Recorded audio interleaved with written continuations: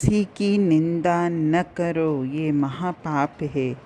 दूसरे पापों में तो शायद कोई सुख या मनोविनोद होता हो, यानी कोई आपको मनोरंजन या आपको अच्छा लगता है। बहुत सारी चीज़ें गलत होती हैं लेकिन हमारे मन को अच्छा लगता है इसलिए हम करते हैं। लेकिन एक बात बताइए कि निंदा में कौन सा सुख है। एक प्रसिद्ध दार्शनिक कवि ने लिखा है कि अगर मुझे किसी की निंदा करनी हो तो मैं अपनी माता की ही निंदा करूँगा, ताकि मेरे अच्छे कर्मों का फल यदि किसी को मिलना है तो वो मेरी माता को ही मिले। क्योंकि शास्त्र भी ये कहते हैं कि निंदा करने वाले के सभी अच्छे कर्म निंदित व्यक्ति के लेखे में जमा हो जाते हैं। यानी अगर हम किसी की निंदा करते हैं तो हमने जिस व्यक्ति की निंदा करी है तो हमारे खाते के जितने भी अच्छे कर्म हैं वो उस व्यक्ति के खाते में जमा हो जाएंगे। यानी निंदक हमसे मजदूरी लिए बगैर हमारे पापों को धो देता है। यानी जो भी मेरी निंदा करता है उसने तो मुझसे बगैर कुछ लिए मेरे पाप कर्मों का नाश कर दिया और मेरे खाते में अच्छे कर्म डाल दिए। तो हम क्यों किसी की निंदा करते हैं। और आज के दौर में तो निंदा जैसे एक क्या कहा जाए, मतलब जब तक हम किसी की निंदा न करें, किसी की कमियां न बताएं, किसी की बुराई न करें, तो ऐसे लगता है हमारा दिन ही पूरा नहीं हुआ।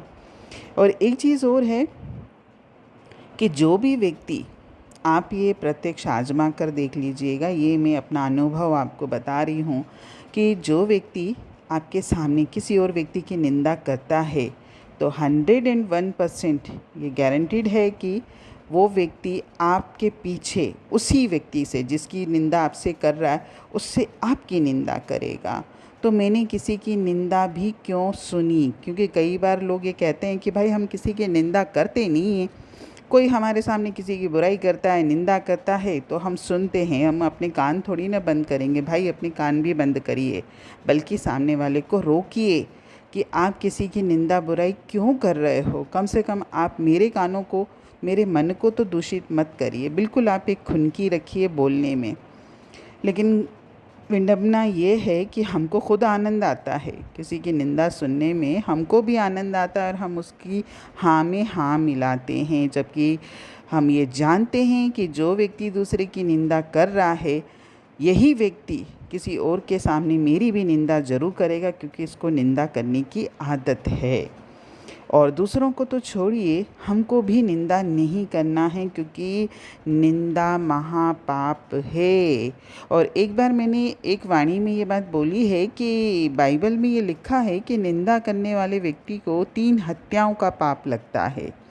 सबसे पहले तो वो अपनी हत्या करता है कि इस मुख से, परमात्मा ने ये सुंदर मुख अपने गुणगान के लिए दिया है, अच्छे वचन बोलने के लिए दिया है। मैंने किसी की बुराई करी, किसी की निंदा करी, यानी मैंने अपनी हत्या करी।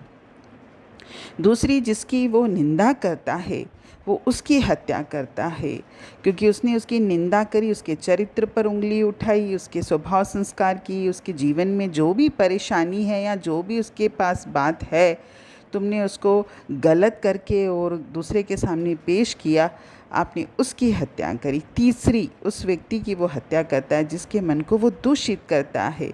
हो सकता है कि जिस भी व्यक्ति की आप निंदा करते हो वो व्यक्ति उसको अच्छा मानता हो, लेकिन आपने उसकी कमियां, उसकी बुराइयां या जो भी आपने उसके बारे में झूठ सत्य बोला, आपने उसकी भी हत्या करी। यानी बाइबल में ये लिखा है कि जो व्यक्ति निंदा करता है उसको 3 हत्याओं का पाप लगता है। तो मैं ये पाप क्यों करता हूँ। मुझे किसी की निंदा नहीं करनी है। परमात्मा की हर रचना सर्वश्रेष्ठ है।